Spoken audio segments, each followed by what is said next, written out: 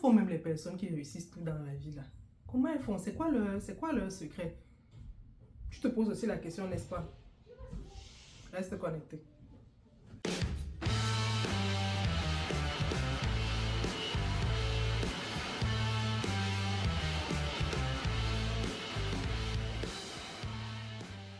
Je suis Priscilla Tanganambida et bienvenue sur la chaîne du BIM, la chaîne du business, la chaîne des idées inspirantes, la chaîne qui booste ton mindset. Donc, aujourd'hui, on va répondre à la question: comment font les personnes qui réussissent tout dans la vie?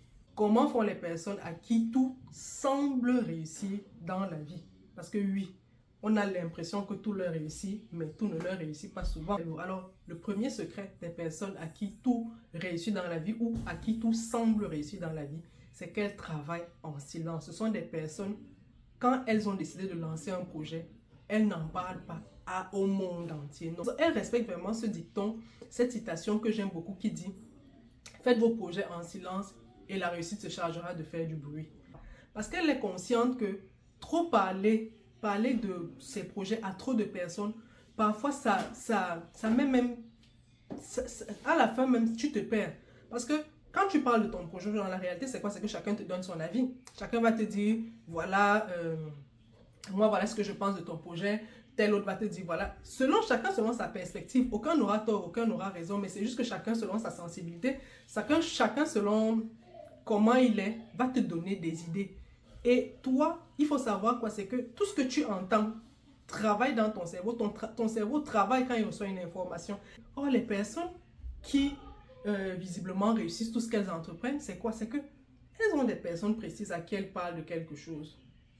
Elles ont des personnes précises. Elles ne parlent pas de leur projet à tout le monde.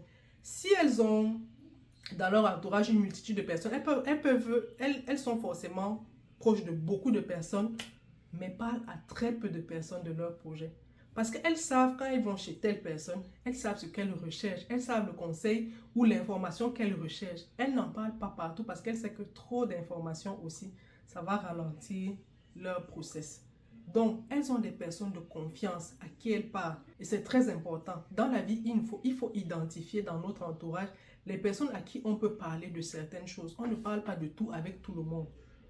On peut être ami avec tout le monde, mais on ne peut pas parler de tout avec tout le monde. On ne peut pas discuter de tout avec tout le monde. Chacun a son opinion sur une question. C'est ça qu'il faut savoir. On peut être bienveillant avec tout le monde, on peut être gentil avec tout le monde, mais il y a des sujets sur lesquels on n'implique pas tout le monde. Il y a des sujets dans lesquels on ne parle pas à tout le monde. On peut être gentil avec tout le monde, on peut être, et c'est ce que je recommande, soyez bien avec tout le monde, soyez agréable avec tout le monde, voilà, soyez sympathique avec tout le monde, mais il y a des sujets que vous réservez à certaines personnes. Et ces personnes-là ne sont pas choisies au hasard. Ce sont des personnes qui auront fait leurs preuves sur certains sujets, dans certains domaines. Et vous savez pourquoi vous allez vers ces personnes-là et pas vers d'autres. Donc, première leçon que nous retenons, c'est que ces personnes-là font leur projet en silence et en parlent avec des personnes, avec très très peu de personnes. Alors, le secret numéro 2 des personnes à qui tout réussit, c'est qu'elles sont focus. Elles sont non seulement concentrées, mais elles bossent à un point où vous n'imaginez pas. Je vous prends l'exemple des sportifs et des artistes et musiciens. Il n'y a pas de hasard dans leur programme. Tout est déjà calé. C'est-à-dire les sportifs, les musiciens, ils ont une très grande discipline. Le musicien va vous dire, je me lève à telle heure. Je me couche au plus tard à telle heure.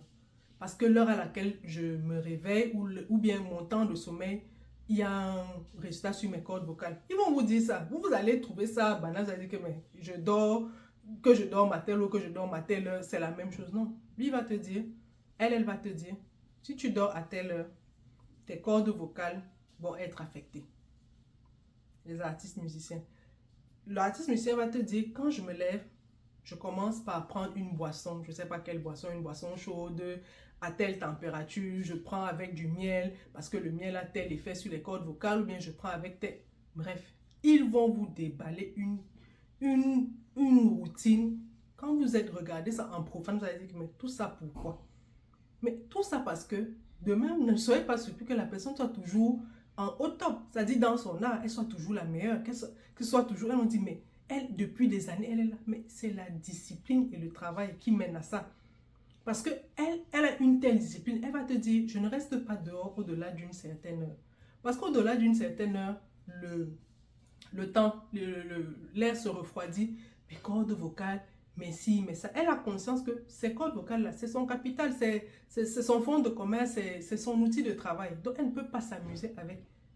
Inviter à une soirée, elle va te dire que non. Pendant telle période, je suis en préparation de mon concert. Je ne peux pas répondre à certaines sollicitations. Je ne peux pas faire telle chose. Je ne peux pas faire telle chose. Nous, les profanes, on va dire, mais elle exagère, elle abuse, c'est quoi ça? Mais quand on voit le résultat que ces choses-là, ces actions-là produisent, on comprend. On comprend que c'est le fruit de la discipline et du travail. Kobe Bryant, quand j'avais regardé un reportage de Kobe Bryant, il avait dit quelque chose qui m'avait marqué. Il avait dit, pour dépasser les meilleurs, il faut faire ce que les meilleurs ne font pas. Et il a pris un exemple, il a dit, moi en tant que sportif, si je veux être le meilleur, j'ai voulu être le meilleur à mon poste, je crois que c'était quelque chose comme ça. J'ai voulu être le meilleur à mon poste. Et ce que j'ai fait, c'est quoi? C'est que j'ai compris que je ne pouvais pas me lever aux mêmes heures que mes coéquipiers. Si je prétendais vouloir être le meilleur, je ne pouvais pas me lever aux mêmes heures que mes coéquipiers. Je ne pouvais pas me contenter du même nombre d'heures d'entraînement que mes coéquipiers. Je ne pouvais pas me contenter de faire les mêmes exercices que mes coéquipiers. Parce que si tout le monde est là, et tu dis que toi, tu veux être là, tu ne peux pas faire la même chose que ceux qui sont ici font. Non, tu comprends que pour quitter de là à là, il y a un effort supplémentaire à faire. Donc, ce que Kobe Bryant a fait, c'est quoi? C'est que l'entraînement commençait, les entraînements avec son équipe, l'équipe dans laquelle il jouait, c'était à 5h ou 5h30. Lui, il a dit, moi, je vais me lever chaque matin à 4h. C'est-à-dire, je prends 1h30 ou 1h d'avance sur mes coéquipiers. Donc, quand eux, ils arrivent, je me suis déjà entraîné pendant 1 heure et je viens faire la même chose qu'ils ont. Effet cumulé, à la fin, je suis au-dessus. C'est-à-dire, les premiers jours, ça ne se voit pas. Mais sur la durée, on voit bien que non, il y a quelqu'un ici qui se lève 1 heure avant les autres, 1h30 avant les autres, qui fait ce que les autres ne font pas.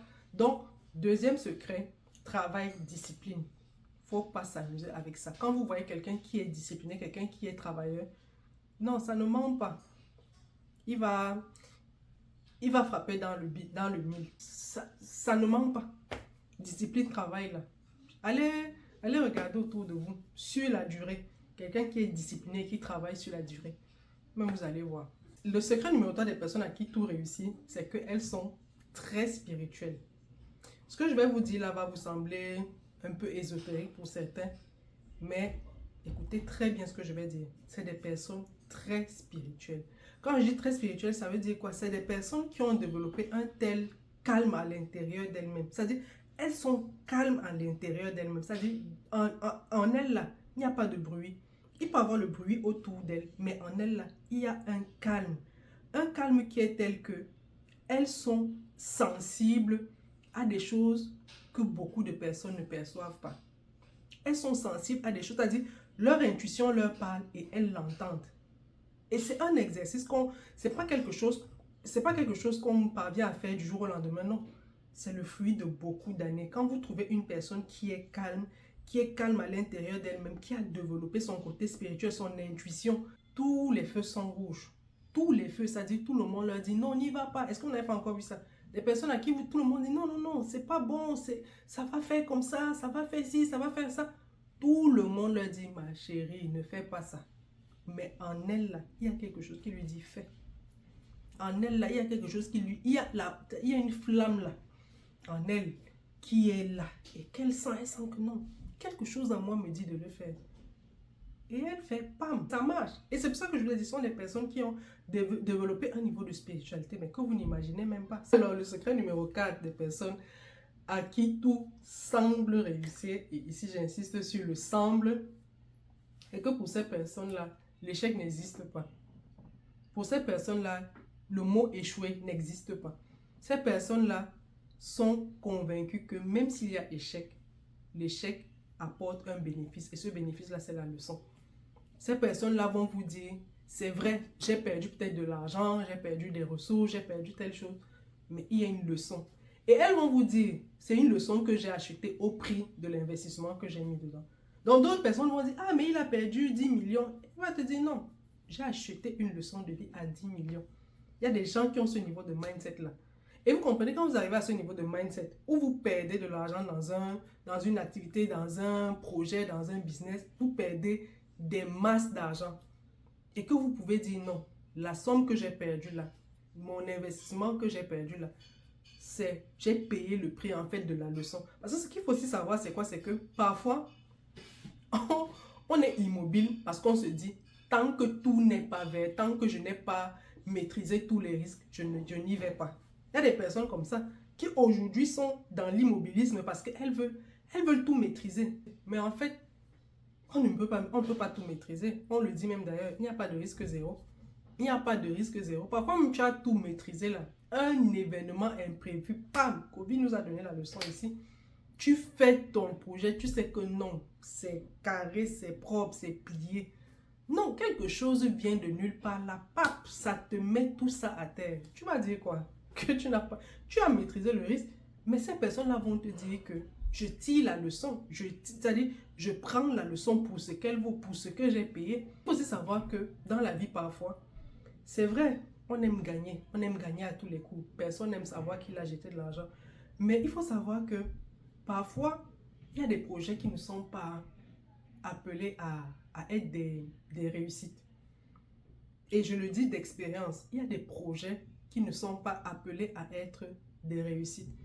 Il y a des projets qui sont appelés à vous donner une leçon. Je n'ai pas envie de dire à échouer, mais je préfère dire sont appelés à vous donner une leçon. Il y a des projets dont la finalité est de vous donner la leçon. Et tant que vous concentrez à vouloir maîtriser le projet pour qu'il réussisse, tant que vous vous concentrez, vous ne passez pas à l'action parce que vous dites non, il faut que ce projet-là marche, faut que je vais me lancer quand il y aura telle chose. En fait, la vie c'est comme des étages. Ça c'est vraiment ma conception. Dans la vie, on est comme à des étages. Et pour passer d'un étage à un autre, il y a une action à poser. Il y a une leçon à avoir. En fait, il y a une clé. Et parfois, la clé pour ouvrir la porte de l'étage suivant, c'est parfois la leçon. Parfois, c'est la leçon. Parfois, tu es bloqué à un étage. Tu te dis, mais j'ai l'impression que je n'avance pas. Non. Parfois, c'est le projet que tu veux trop maîtriser là. Qui te bloque là. Lance le projet, échoue, tire la leçon et passe au niveau supérieur. Parfois, il faut passer à l'action. Même si c'est pour tirer la leçon, cette leçon-là va être utile devant. Et tant que tu ne captes pas la leçon, ça va se répéter, ça va se répéter, ça va se répéter. Donc, les personnes à qui tout semble réussir, c'est des personnes qui ont compris que non. Soit je réussis et je gagne peut-être sur le plan financier, sur le plan ceci, soit je tire la leçon et je gagne en expérience. Mais dans tous les cas, je gagne quelque chose. Je ne sors pas perdant. C'est juste que je paye le prix pour quelque chose. Je m'attendais à un résultat, j'en obtiens un autre, mais à la fin de la journée, il y a quelque chose que je tire de bon là-dedans. C'est la leçon. Donc, les personnes à qui tout réussit voient les échecs comme des leçons. Donc, désormais, si on te dit que tu as échoué, dis que non, j'ai appris. Parce que tu vas apprendre, tu apprends de tes erreurs. Tu apprends aussi des réussites, mais tu apprends beaucoup plus de tes erreurs. On dit d'ailleurs que la personne qui tombe est beaucoup plus forte que la personne qui n'est jamais tombée, parce que tu ne sais pas combien ça fait mal de tomber. Toi, tu as toujours marché debout, mais quelqu'un qui a tombé là, il sait comment ça fait mal de tomber et il sait aussi la force que ça demande, la force que ça prend de se relever. Le secret numéro 5 des personnes à qui tout réussit ou à qui tout semble réussir, c'est qu'elles connaissent les principes du succès. Elles connaissent les principes de la réussite, les principes du succès. Et il faut savoir une chose, c'est que tout ce que vous voyez dans la vie, toute chose dans la vie obéit à des lois. Tout ce que vous voyez dans la vie, obéit à des lois. Il y a des lois en toutes choses, il y a des lois qui régissent toutes choses. Autant la vie en société est régie par des lois, autant la réussite dans les affaires est régie par des lois que certaines vont qualifier de spirituelles et autres, mais ce sont des lois quand même qu'il faut respecter. Et une des lois que j'aime beaucoup en matière de réussite, c'est la loi de la semence et de la récolte. Comme vous l'aurez compris, ça veut dire que si tu sèmes, tu vas récolter. Si tu ne sèmes pas, tu ne vas pas récolter. Et tu ne peux pas récolter si tu n'as pas semé. Tout comme tu ne peux pas récolter ce que tu n'as pas semé. Ça veut dire quoi? Ça veut dire que si tu sèmes le maïs, ne t'attends pas à aller cueillir des avocats. Si tu veux les mangues, sème les mangues. Hmm? Et maintenant, comment on sème les mangues, va apprendre comment on sème les mangues et inscris-toi dans le process. Il y a aussi une citation en anglais que j'aime beaucoup et qui dit It takes 10 years to build an overnight success. Ça veut dire quoi? Ça veut dire que ça prend 10 ans de bâtir un succès d'une nuit en fait. C'est-à-dire que quand vous voyez quelqu'un qui a réussi, quand quelqu'un apparaît devant vous comme ayant réussi, vous vous dites, ah mais c'est un overnight success, c'est un succès comme ça. Mais non, quand il va vous raconter, il va vous dire, ça fait 10 ans que je sème. Et c'est après 10 ans que je récolte. Donc, ce que je veux aussi dire, c'est quoi? C'est que ça peut arriver hein, que par le hasard, tu récoltes ce que tu n'as pas semé. Ça peut arriver. Il y a des personnes qui vont vous dire, moi je récolte ce que je n'ai pas semé. Ça, c'est vraiment le hasard. Il faut savoir que sur la durée, pour récolter, là, il faut semer. La nature est bien faite. La nature sait faire ces choses. Si tu as souvent récolté parce que tu n'as pas semé, dis-toi que c'est ta chance en fait. Mais sur la durée, tu ne peux pas récolter toujours sans avoir semé. Non, à un moment, les choses vont devoir se rééquilibrer et tu vas aller semer. Voilà donc les 5 secrets des personnes à qui ou à qui. Alors, si tu as appris de cette vidéo dans laquelle je t'ai partagé les 5 secrets des personnes à qui tout semble réussir, mais dis-moi aussi, est-ce qu'il y a un secret que j'ai manqué? Est-ce que tu penses qu'il y a aussi une autre recette du succès? Alors, fais-moi savoir dans les commentaires et on se dit à bientôt pour une autre vidéo. Prenez soin de vous.